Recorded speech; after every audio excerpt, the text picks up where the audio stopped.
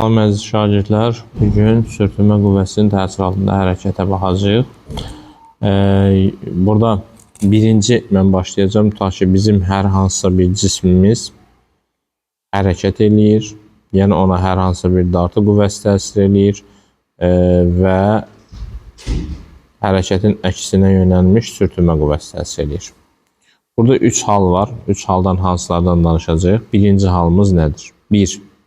Əgər dartı qüvvəsi sürtünmə qüvvəsindən böyük olarsa, o zaman cismin əvəzləyici qüvvəsi F dartı çıxılsın F sürtünmə bərabərdir MA olar və deyərik ki, cisim bərabər yeyinləşən hərəkət edər.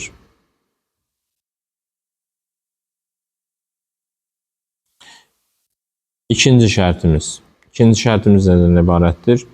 Əgər F dartı qüvvəsi F sürtünmə qüvvəsinə bərabər olarsa, bu zaman bizim əvəzləyici qüvvəmiz sıfıra bərabər olar və deyərik ki, cisim düz xətli bərabər sürətlə hərəkət edər. Və nəhayət üçüncü halımız. Üçüncü halda əgər F dartı F sürtünmədən kiçik olarsa, o zaman əvəzləyici qüvvəmiz F sürtünmə çıx F dartı bərabərdir MA ifadəsini alarıq və deyərik ki, cisim düz xətli bərabər yavaşayan hərəkət edər. Yəni, bu 3 hala baxaq. Görək, bu 3 halda biz məsələlərimizi necə həll edəcəyik. Məsələn, tutaq ki, bizə deyər ki, kütləsi 2 kiloqram olan cismə F dartı bərabərdir 20 Newton qüvvə təsir edir. Cismin hərəkət tənliyi X bərabərdir 5 üstəgəlsin 2T çıxılsın 2T kvadratının şəklindədirsə, bu cisimə təsir edən sürtünmə qüvvəsini hesablayın. Biz sürtünmə qüvvəsinin müəyyən üstünə hesablaya bilərik, amma hal-hazırda bizdən ötürü mühüm yoxdur. Ona görə də baxıram hərəkət tənliyinə. Hərəkət tənliyi nədir? Yavaşlayan hərəkətdir. Çünki T kvadratının T-nin qarşıdakı bir-birinin əksidir. Və mən buradan cismin təcilini taparam. Təcil T kvadratın qarşısındakı əmsalı 2-yə vuranda alınır. Yəni, təcilimiz 4 metr bölünsün saniyə kvadratıdır. Və mən baxıram, cisim yavaşlayan hərəkət edir. Yavaşlayan hərəkət elədiyi üçün F sürtünmə F dartıdan böyükdür. Ona görə də biz əvəzləyici qüvvəni yazacağıq. F sürtünmə çıx F dartı bərabərdir MA yazacağıq. F sürtünməni tapmaq istəyirsə, F dartı üstə gəlsin MA ifadəsini alarıq. O da bərabərdir 20 üstə gəlsin 4 vurulsun 2. Doğru cavabımız olacaq 28 Newton. Məsələn, bu misallardan biri. Tutaq ki, bizə deyə bilər ki, cisimə 2 kiloqram kütləli cisimə F dartı, məsələn, tutaq ki, 20 Newton qüvvə ilə təsir göstərir və cismin sürətinin zamandan asılılıq qrafikini verib bizə bu şəkildə. Məsələn, 6-2. Artıq mən hərəkət tənliyinə baxıram ki, cisim nə cür hərəkət edib? Yeyinləşən hərəkət edib. Yeyinləşən hərəkətçi artıq F dartı F sürtünmədən nədir? Böyükdür. Ona görə də mən əvəzləyici qüvvəni F dartı çıx F sürtünmə bərabərdir MA ifadəsindən istifadə edəcəm. Bəli, F dartını 20 Newton vermişik, çıxılsın F sürtünmə bərabərdir M-imiz 2-dir. A-nı hardan tapacağıq? V böl T-dən. Yəni, 6 böl 2 eləyəcək 3. Əssalam. 2 vur 3. F sürtünməmiz də bərabərdir. 20 çıxılsın 6, o da eləyəcək 14 Newton. Və s. Yəni, bu tipli məsələlərin həllində biz bundan istifadə edəcəyik. İndi isə gəldik yalnız sürtünmə qüvvəsi təsir edən. Yəni, bu hərəkətlərin işlərini biz o vaxt yazacağıq ki, cisimə həm sürtünmə qüvvəsi təsir edir, həm dartı qüvvəsi təsir edir. Amma cisimə yalnız sürtünmə qüvvəsi təsir eləyərsə, yalnız sürtünmə qüvvəsinin təsiri altında hərəkətdə, buraya yazıram, yalnız sürtünmə qüvvəsinin təsiri altında hərəkət. Bu deməkdir ki, cismin əvəzləyici qüvvəsi F sürtünmədir. F sürtünməmiz də üfüqi səthdə müəyyən şeydir. Onda bizim aldığımız təcil nəyə bərabər olar? Müjəyə. Yəni, biz yalnız sürtünmə qüvvəsinin təsiri altında hərəkətdə sürtünmə əmsalını A bölü J düsturuna əsasında hesablaya bilərik. Belə. Yalnız, ümumiyyətcə, yavaşlayan hərəkət eləyəcək, yalnız sürtünmə qüvvəsi təsir eləyən cisim, yəni cismin hərəkət sürətini verəcəyik, yalnız sürtünmə qüvvəsi təsir eləyir, Yəni əvəzləyici qüvvəmiz hərəkətinin əksi nədir? Cisim nə cür hərəkət edər? Tormozlanan hərəkət edər və yaxud da yavaşlayan hərəkət deyəcəyik. Eyni şey.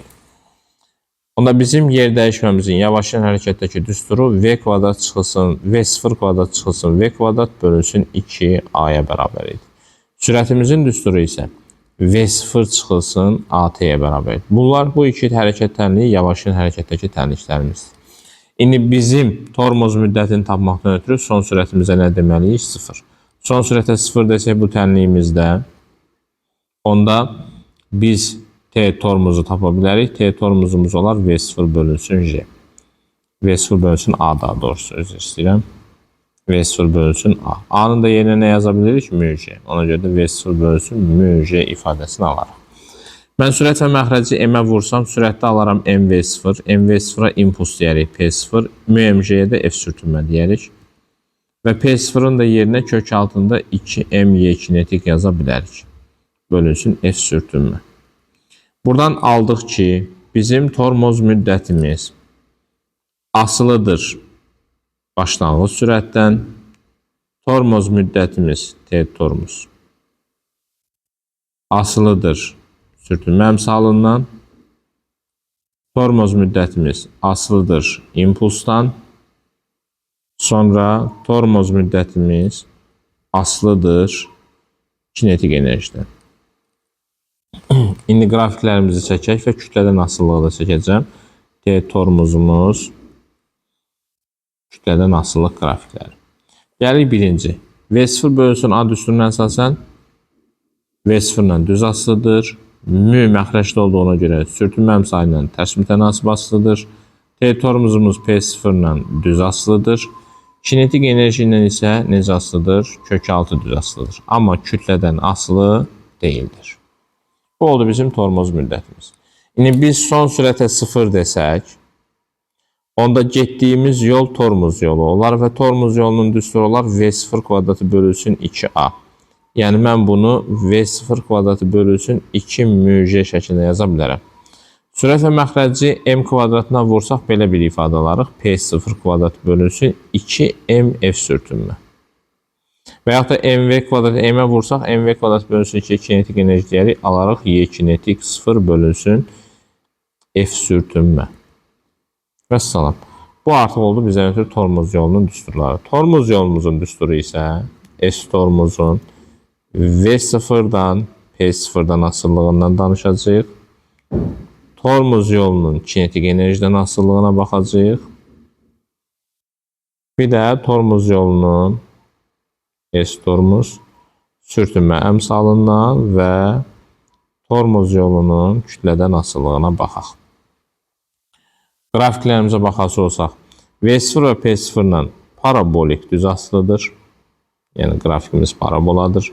S tormuzumuzun kinetik enerjidən asıllıq qrafiki düz mütənasiblikdir.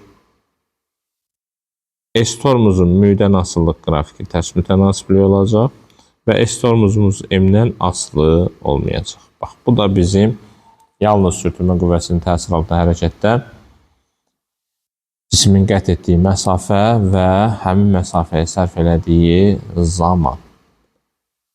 Belə. Kanalımıza abunə olmağı unutmayın. Bəyənin, paylaşın. Digər mövzuların da gəlməyini istəyirsinizsə və ya da hansı mövzu sizin üçün vacibdirsə, şərh bölməsinə yaza bilərsiniz. Əlimdən gəldiyi qədər həmin mövzuların da izahını verməyə çalışacağım.